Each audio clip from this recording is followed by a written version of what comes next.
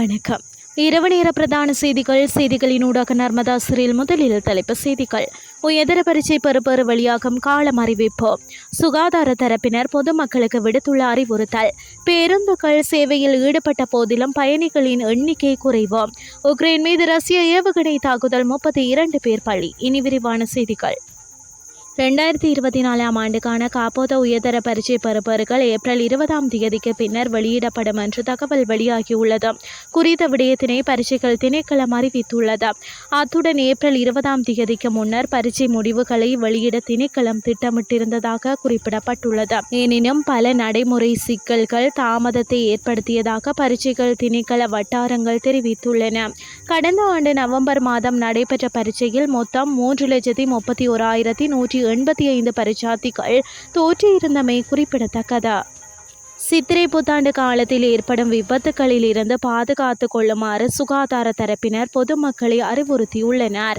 பட்டாசுகளை வெடிக்கும் போது தீக்காயங்கள் ஏற்படக்கூடும் என்பதால் அது தொடர்பில் அவதானத்துடன் செயற்பட வேண்டும் என அரச மருத்துவ அதிகாரிகள் சங்கத்தின் ஊடக பேச்சாளர் வைத்தியர் சமீல் விஜயசிங்க தெரிவித்துள்ளார்.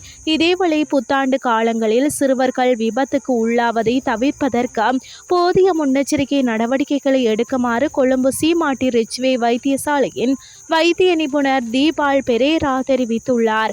ஒவ்வொரு வருடமும் சிறுவர்கள் தீ விபத்து, மின்சார தாக்குதலுக்கு உள்ளாகுகின்றமை, நீராடச் சென்று நீரில் மூழ்குகின்றமை போன்ற அனர்த்தங்கள் பதிவாகின்றன. எனவே இது தொடர்பில் பெற்றோர்கள் அவதானமாக இருக்க வேண்டும் எனவும் மதுபோதையில் பிள்ளைகளுடன் பயணங்களை மேற்கொள்வதை தவிர்க்குமாறும் கொழும்பு சீமாட்டி ரிச்வே வைத்தியசாலையின் வைத்திய நிபுணர் தீபால் பெரேரா தெரிவித்துள்ளார். புத்தாண்டை முன்னிட்டு பிரயாணங்களை மேற்கொள்ளும் மக்களுக்காக இன்றைய தினம் மேலதிகமாக பேருந்துகள் சேவையில் ஈடுபடுத்தப்பட்டிருந்தாலும் பயணிகளின் எண்ணிக்கை குறிப்பிடத்தக்க அளவில் குறைவடைந்ததாக போக்குவரத்து அதிகாரிகள் தெரிவித்தனர். கொழும்பு மற்றும் அதன் புறநகர பகுதிகளில் பணிபுரியும் பெரும்பாலான மக்கள் கடந்த சில நாட்களாக தங்கள் சொந்த இடங்களுக்கு சென்றுள்ளமையினால் இந்த நிலைமை ஏற்பட்டுள்ளதாக தெரிய வந்துள்ளது. அதன்படி கடந்த 9 முதல் தேசிய போக்குவரத்து ஆணைக்குழு மற்றும் இலங்கை போக்குவரத்து சபைக்கு சொந்தமான பேருந்துகளில் சுமார் 5 லட்சம் பயணிகள் கொழும்பிலிருந்து புறப்பட்டு சென்றுள்ளதாக தகவல் தெரிவிக்கின்றன. எவ்வாறாயினும் கொழும்பிலிருந்து செல்லும் பயணிகளுக்காக இன்று மேலதிகமாக பேருந்துகள் சேவையில் ஈடுபடுத்தப்பட்டுள்ளதாக தேசிய போக்குவரத்து ஆணைக்குழுவின் செயற்பாட்டு மற்றும் சேவை மேற்பார்வை பிரிவின் பணிப்பாளர் தெரிவித்தார். இனி வெளிநாட்டு செய்திகள். உக்ரைன் மீது ரஷ்யா மேற்கொண்ட ஏவுகணை தாக்குதலில் 32 பேர் கொல்லப்பட்டனர். இந்த தாக்குதலில் 84 பேர் காயமடைந்துள்ளதாக சர்வதேச செய்திகள் தெரிவிக்கின்றன. வடக்கு உக்ரைனில் உள்ள சுமி நகரத்தின் மீது ரஷ்யா ஏவுகணை குண்டுகளை வீசியதாக உக்ரைன் தரப்பு தெரிவித்துள்ளது. இதனிடையே இந்த தாக்குதலுக்கு உக்ரைன் ஜனாதிபதி கண்டனம் வெளியிட்டுள்ளார். இனி விளையாட்டு செய்திகள். இந்தியன் பிரீமியர் லீக் கிரிக்கெட் தொடரின் 28வது போட்டியில் ராயல் சேலஞ்சர்ஸ் பெங்களூரு அணி 9 விக்கெட்டுகளால் வெற்றி ஈட்டியுள்ளது.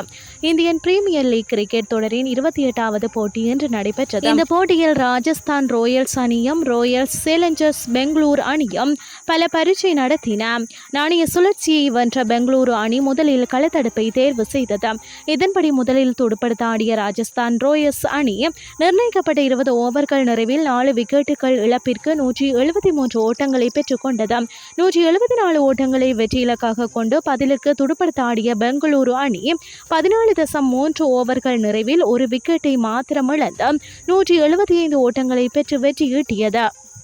இத்துடன் செய்திகள் யாவும் நிறைவடைகின்றது. அடுத்த மணித்தியால செய்திகளை காலை 8:30 எதிர்பாருங்கள். நன்றி.